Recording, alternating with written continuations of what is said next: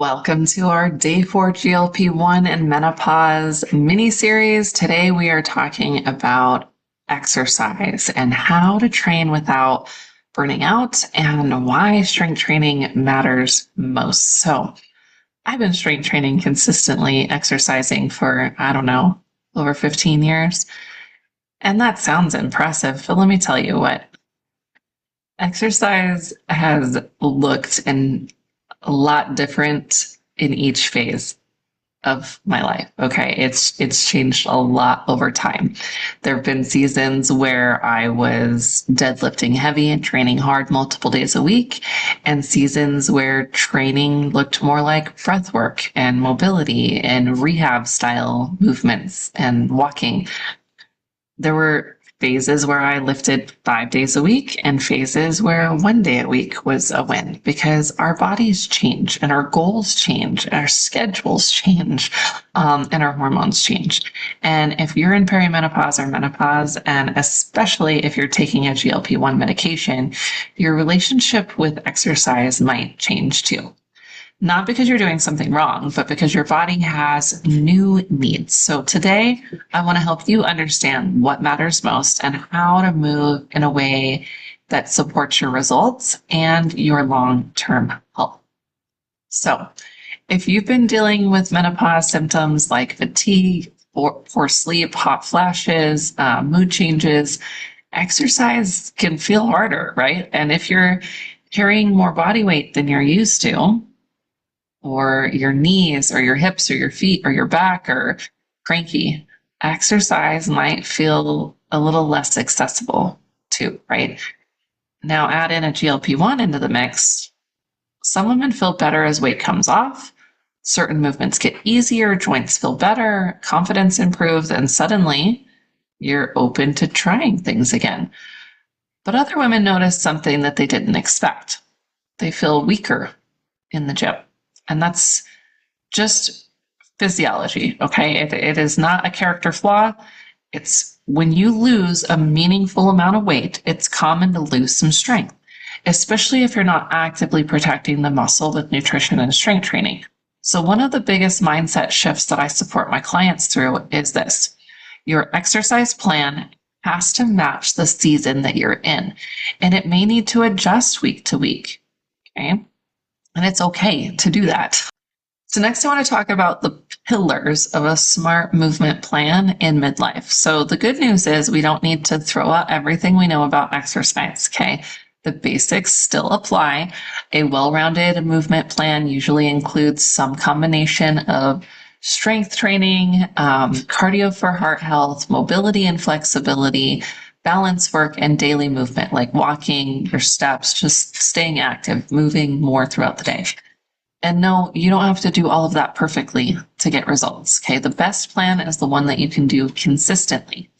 But for women in menopause, especially on GLP-1s, there's one pillar that deserves a spotlight, okay? Strength training is a non-negotiable. If you take nothing else from today, take this. Strength training is one of the most protective things that you can do during menopause. And it becomes even more important if you're losing weight on a GLP. And here's why. It protects your muscle and your bone. So menopause already increases the risk of losing lean tissue, like muscle, bone, and connective tissue. And weight loss, no matter how you achieve it, usually includes some loss of that lean mass. And so if you're in menopause and losing weight, we have to protect what keeps you strong, because muscle isn't just for aesthetics, ladies. It's for metabolism support, joint stability, bone protection, strength and confidence, and independence as you age. And this is the reason my coaching doesn't focus on just losing weight. My priority is helping women lose fat while staying strong. The second thing is it supports blood sugar and insulin sensitivity. So most women don't realize this, but muscle is one of the biggest helpers for blood sugar control. When you contract muscles through exercise, your body becomes better at using glucose. And so strength training helps you to build and keep muscle, which gives your body more storage space for glucose. And so if GLP-1s are part of your plan for metabolic health, strength training helps to reinforce that foundation. Okay. The third thing is it supports daily life function. So this isn't just about your gym goals or your strength goals. Okay. It's about being able to get up off the floor, carrying in your groceries, keeping your balance and not falling on your face, feeling steady on the stairs, and not avoiding life because your body feels weak and frail. So women don't lose independence overnight. It happens gradually, but strength training helps protect your future self from that happening. Okay. Now, cardio matters too, but here's how to think about it. Okay. So cardio isn't bad, and it's not optional either. Heart health becomes a bigger focus in midlife because cardiovascular risk increases after menopause. Okay. I think sometimes we overthink what cardio can look like. This could be brisk walking. It could be hiking. It could be cycling or dancing or swimming or jogging. But it's whatever you'll do consistently. So if you hate running, don't start running. But walking can be a really great way to get your cardio in. Dancing in your living room. It can be low impact on our joints if that's a concern as far as like huff and pavement or, like that hard on our joints type movements when it comes to like running or jumping. It doesn't have to be, right? There's a lot of low impact options that give our body the cardio stimulus that it needs. So combining medication and movement tends to produce better health outcomes than just the medication alone. And the goal is not to punish yourself with the cardio, okay? It's about building heart healthy foundation while keeping strength training as your anchor, okay? So how I personalize exercise for clients when they are on a GLP-1, because this is where a lot of women tend to get stuck, right? They try to keep training the same way they always did, while eating way less and dealing with menopause symptoms. And then they're exhausted, they're sore, they're discouraged, and they quit. So what I do differently is I don't just hand you a one size fits all program. I look at your energy levels and what's impacting them.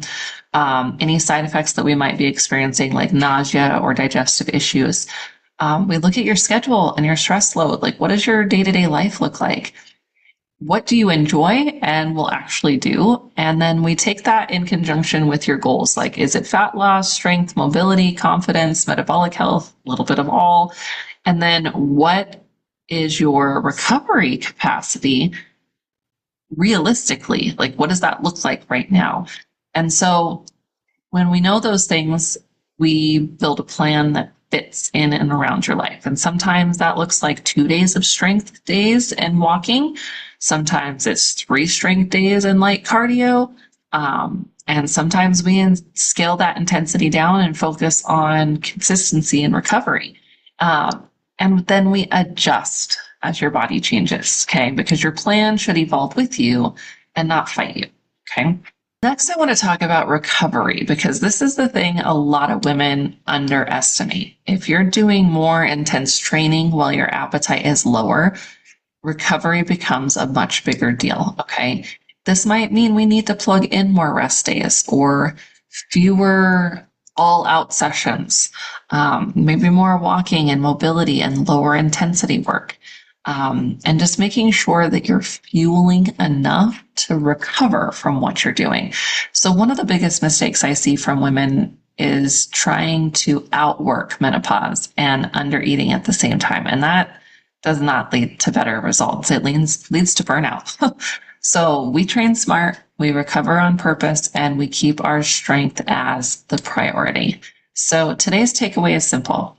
If you're in menopause and using a GLP-1 medication, movement is still essential, but strength training is the cornerstone if you want to protect your muscle, bone, metabolism, and long-term health.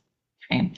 Tomorrow, we're going to bring it all together because knowing the science is helpful, but what really changes your results is how you navigate the day-to-day decisions, especially when you're tired and busy or overwhelmed. So, Day five is all about what to do when this gets real in real life.